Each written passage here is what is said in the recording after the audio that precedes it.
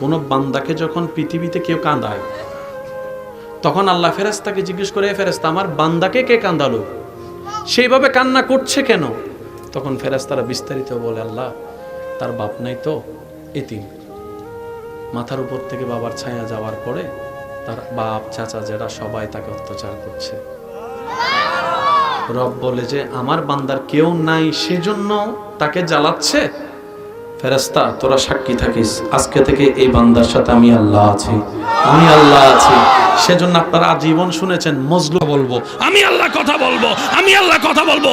এদিকে বান্দার চোখের পানি পড়ে, মজলুমের অন্তর থেকে আবের হয়, সেটা আল্লাহর দরবারে পৌঁছে যায়, দোয়া কবুল হয়ে যায়।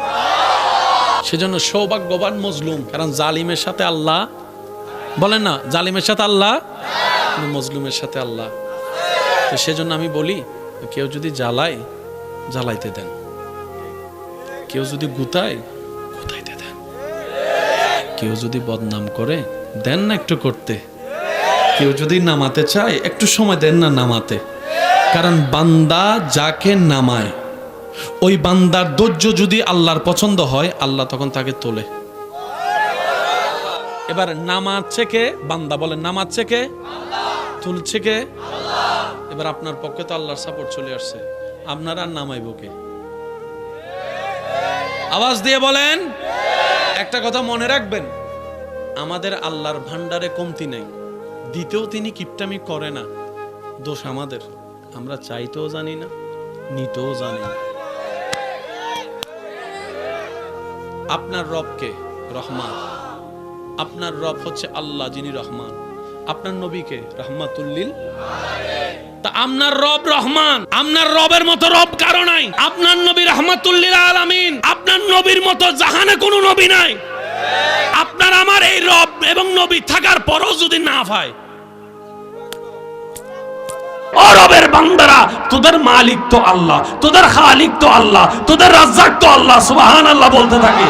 তোদের মালিক আল্লাহ, তোদের রাজ্জাক আল্লাহ, তোদের স্রষ্টা আল্লাহ, তোদের দাতা আল্লাহ, তোদের মালিক আল্লাহ, তোদের সৃষ্টিকর্তা আল্লাহ। ওনার ভান্ডারে তো কমতি নাই, মন ছোট রাখবি তো রাখবি কেন তুই? তুই ওনার ভান্ডারে তো কোনো অভাব নাই, তুই অভাবের মধ্যে ইচ্ছা দিবি না কেন?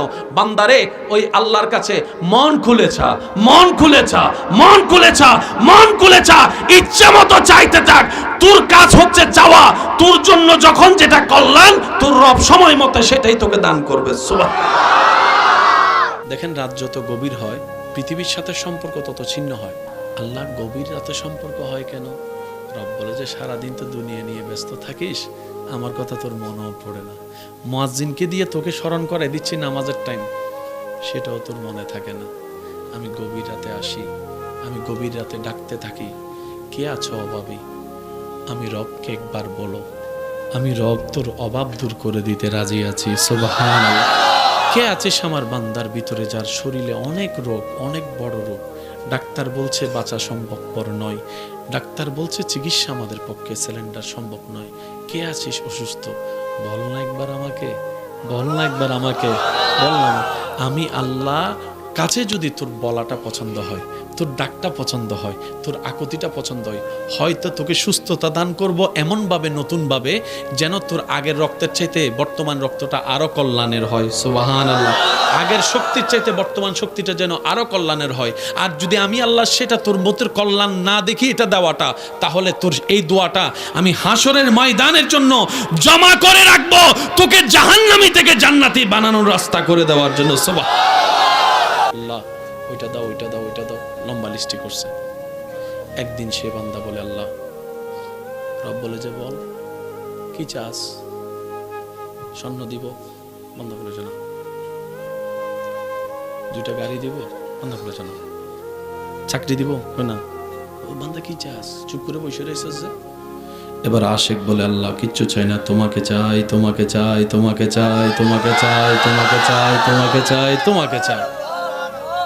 ফেরেশতা বলে যে কিরে, আজীবন দোয়া করছে, লিস্টি লম্বা, আজকে তো দেখি একটা কথায় সব দোয়া করে লেছে। কিরে ব্যাপার, কিরে বান্দা কি চাস? কই রবেরে চাই। কেন?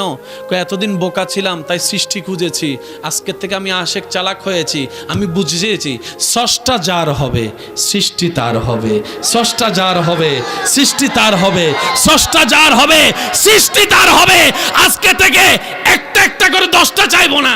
এমন হতে পারে আইফোন পাইলে মোটরসাইকেল মিস হতে পারে, মোটরসাইকেল পাইলে মার্সিডিস মিস হতে পারে, আর স্রষ্টারে পাইলে আমার দুনিয়াও হবে, আখিরাতও হবে, জান্নাতও হবে, ইজ্জতও হবে, নিয়ামতও হবে, আগুনের ভিতরেও শান্তির ব্যবস্থা হয়ে যাবে। বলেন সুবহান।